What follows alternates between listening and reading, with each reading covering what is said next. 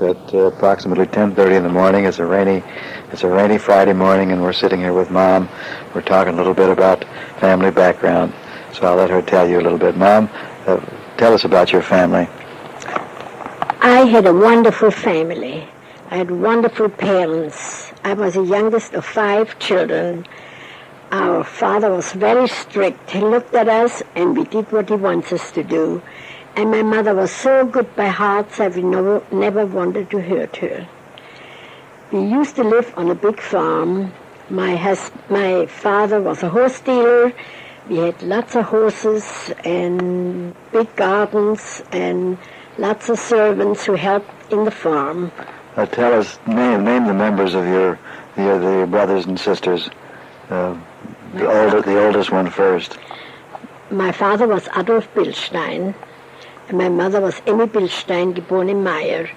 My father had to marry because he lost his parents very early, so he married the wife he loved and came back on the farm. My oldest sister was Rosa, and she was very smart. And my second sister was Janet. She was the handiest of us, and I must say she got killed by Hitler. And I never will get over that. My third sister was Regina Flado. Regina, she married a man, Werner Flado. And then I have a brother, Gustav Billstein. He was in the army. And I was the youngest, and they said I was spoiled. But we all had to get up early in the morning and help with the chores in the house before we went to school. Where were the children born? Were all the children born in the same place? They were all born in Obach by Schweinfurt in Bavaria in Germany. And when I was about 10 years old, my father sold the farm, and we moved in a bigger house in Schweinfurt. That was the next bigger town. I thought that was the end of my life when we left the farm. But pretty soon I got new friends in Schweinfurt. I went to the higher school in Germany, and I did very well there too. How long did you live in Schweinfurt before you left the family? We used to live in Schweinfurt till I got married when I was 21. I met my husband at a wedding in Konstanz am Bodensee, and it was love at first sight. And he came to Schweinfurt and asked my father if he could marry me. And your father agreed? My father agreed. He was a very good-looking man, and I had him till he was nearly 91 years old. We were very happy together. Okay, now get back to Germany. Who got married first in your family? My oldest sister, Rosa, got married first. She married Ferdinand Strauss, a very handsome guy.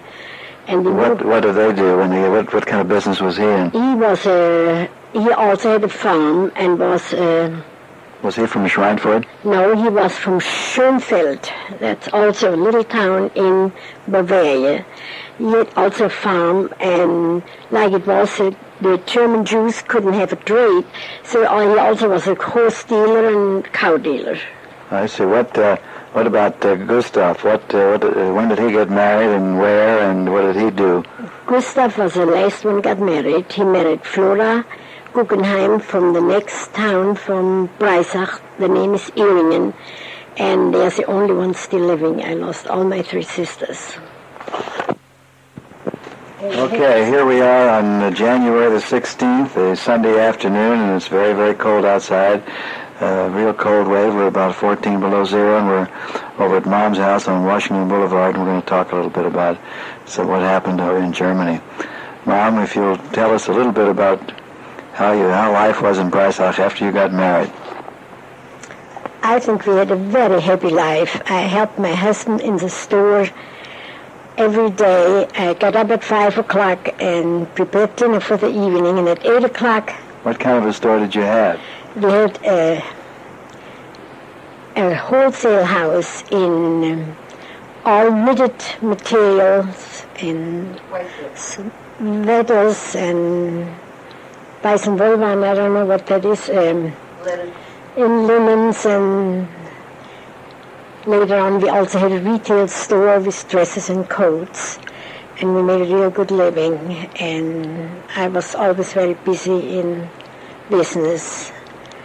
And in the evening went home. We had a very good family life. Our children were always very good. I understand you had a couple of children along the way. Yeah, we had our son first, Walter Breisacher. He was born on the 14th of May, 1922. And 3 years later, we had a wonderful girl. Her name is Helga, and she's my sunshine all my life. Walter went to Realschule in Breisach, and he was a good pupil. And Helga went to the public school first. That was run by nuns, and she also got piano lessons there. But that all happened, was all interrupted suddenly when Hitler became power in Germany. We could do business the first few years, and then more and more people stood away and didn't come anymore. And finally we decided it's the only way we leave Germany to save our children. Now, what arrangements did you have to make to leave Germany? That was very hard to do because we only had some cousins in New York. They were cousins of my father, but there were 7 or 8 children, and they weren't well-to-do, and they couldn't do anything for us. But finally, my mother said, I still have a second cousin in New York, and he's a very rich man. He has a Rheingold brewery in New York, and I wrote to him several times without getting an answer. All our passports were taken. I was the only one who had one. My husband was in the hospital in Freiburg because he had a hernia, and they don't want you in America if you are not well and can't work. So while he had that operation, I went with my chauffeur first, to all our customers and got some money as much as we could. But we had to put it in the savings bank in Breisach, and Hitler got it. We didn't get it. Then the only way out, I thought, I still have a passport, and maybe I better go to Zurich, where my husband had some first cousins and also an uncle still living, and talk over what to do. And they said, we can do much from here, but I said, we have a cousin in New York, and I write him a letter from here, because the letters, what I wrote from Breisach, never got an answer. So I write to Julius Liebman, God have him selig, and wrote to him that we can't make a living anymore. My mother, his cousin, were living with us at that time. From her, we had also the address. And I wrote to him that I have 2 children and we can't make a living anymore, and we would like to go to America if he would be good enough to give us an affidavit. And he doesn't have to worry about us, because my relatives in Switzerland, in Zurich, from whom I write now, promised us that they will help us financially if we can't make a living in America. Okay, that's very good. Then you did eventually. You got a letter back from him. We got an answer from him. In the meantime, your husband was in the hospital at this time.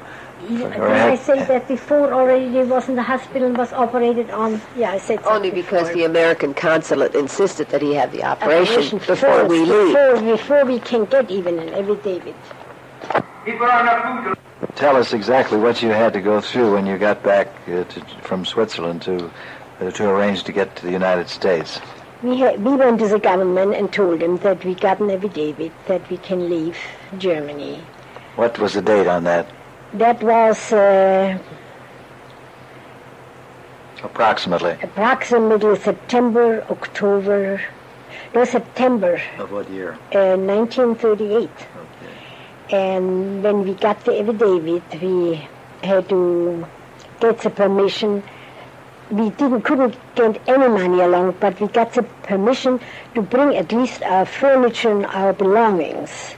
So we had some lifts built. That was the only possibility to bring things over from Germany. Well, this was done in Breisacher. The lifts were made in Breisacher. My husband was still sick, and I had to do it all. And he was 4 weeks in the hospital at that time, because in Germany to have him an operation like that was a big thing. Then finally, when we packed our lift, we had the Gestapo in, and we couldn't bring any silver or anything. And we finally could leave on the October the 18th. And we even got permission to go over Switzerland, because my husband wanted to go to say goodbye to his only relatives he had still left. That was a special permission you got to do that. Yes. And you had to pay somebody off probably for that. Oh, no, God forbid you couldn't do that. No? Mm-mm. And my mother, who I did live more than anything else, wanted to come with us. But Mr. Liebman, our sponsor, wrote us a letter. Please do me a favor, leave your mother home. And it's a hard living to make here in the beginning until you are settled, and then you let your mother come. And so we had to bring our mother to Schweinfurt, and Werner and Regina Flado came and picked her up, and it broke my mother's heart nearly that we had. You had to leave without her. Okay, now you got the arrangements all made, and you had your furniture all packed up in these lifts. Now, how did you travel from Breisach to where you got the boat? From Breisach we went to Paris. How did you travel? In a train, by train. And for train we went to the port where we got the Queen Mary. What was the port? Cherbourg in France. And from there we got a boat, and it left at 12 o'clock at night or something like that. And I know Helga and I, we got so seasick, we were ready to die. But it was a wonderful boat, and my husband and Walter enjoyed it. They had good food. Helga and I couldn't eat anything.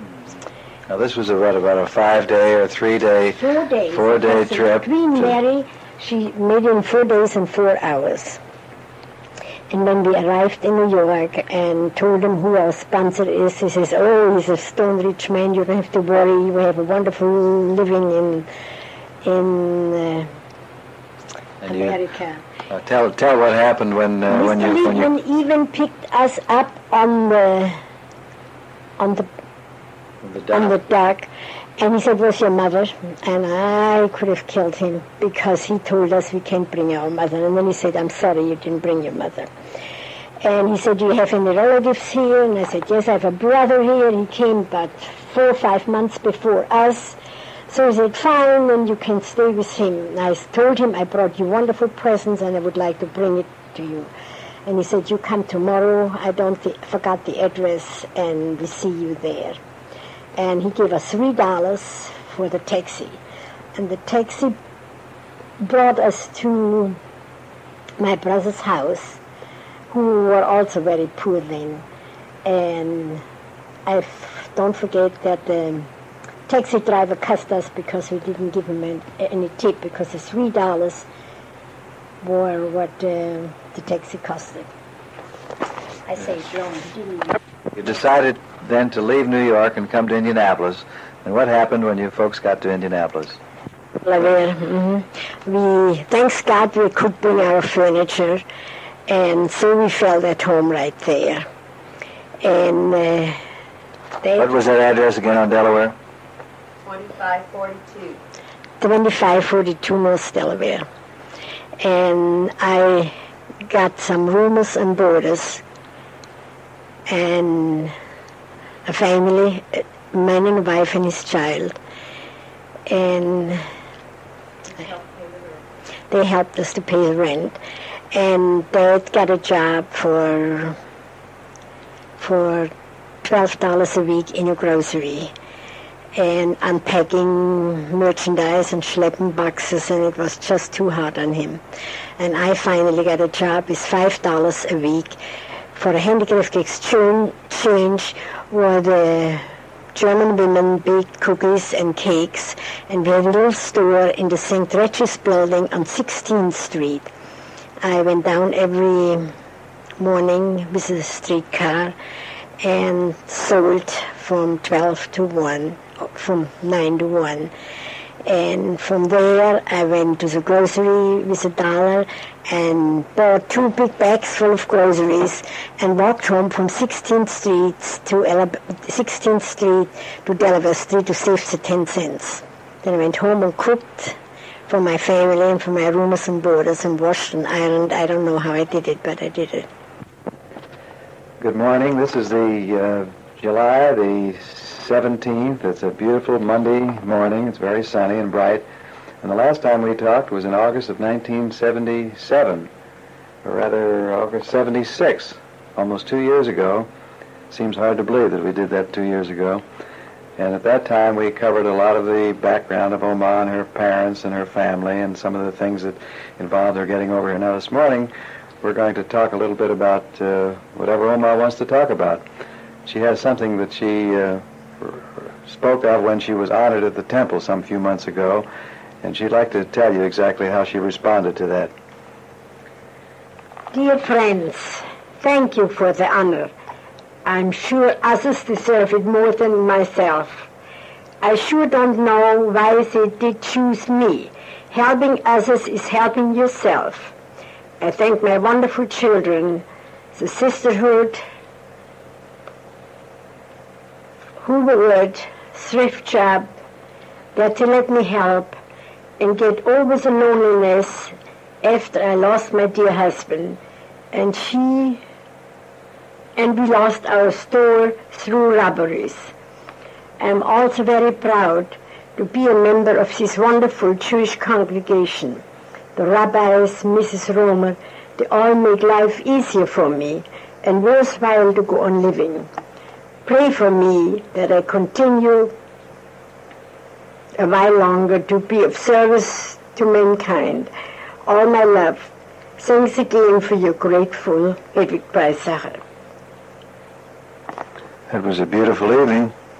Sorry I have to stop now or I start crying, and I don't want to do that. That was a beautiful evening. Now, Oma has a little message she wants to give to her grandchildren, which she has prepared here. So, okay, Oma, go ahead.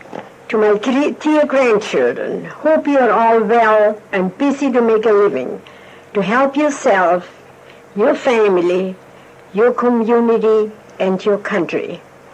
For a long time, I wanted to give you children some money, but I waited till I thought you are all old enough to know what you are doing. Spend it wisely. Your grandfather Selig, myself, and your dear parents helped me to save some money. God was good to us. He helped us to get saved from the Holocaust, and I thank him for the rest of my days. Be good all your life, and be good with each other. When I am gone, divide everything between your parents and yourself. Help each other, and be good with each other. I repeat myself, and I mean what I always said. With all my love, I'm proud of you, your grandmother. Okay, good morning again. We're back at the tape recorder, and we're going to talk a little bit about Oma's weekly activities at Hooverwood and the Temple Gift Shop. So, Mom, you tell us exactly a typical week at both of those interesting places. Just a minute.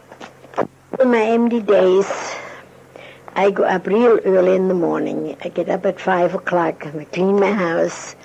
That have time to do some social work, volunteer work, whatever you think. On Monday, I used to go to the thrift shop and mark merchandise, but I had to quit it because out of health reasons, Dr. Arnold told me I couldn't lift anymore. So Monday, I stay home, and having nothing better to do, I try to cook for my children who are working very hard leaving early in the morning and coming home dead tired. So the least I can do, cook a little something. For myself, I wouldn't cook, so I cook for them and I eat with them. It is better anyhow. On Tuesday and Thursday morning at 8 o'clock, I go to Hooverwood and visit the poor people who are bedfast and can get out. And at 10 o'clock, I give exercise class for the one who are fortunate to come down and exercise with me. I enjoy it as much as they do because it doesn't only help them, it helps me. And at 11 o'clock I go home and I can lay down and rest.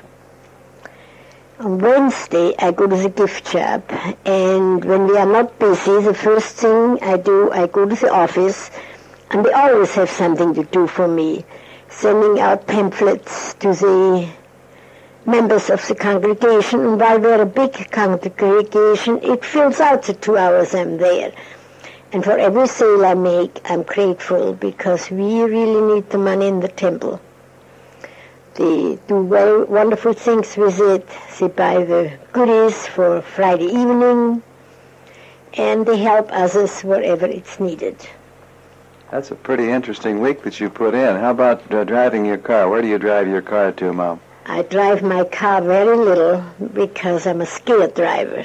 But thanks God, I still can drive to the grocery, where I go once and twice a week.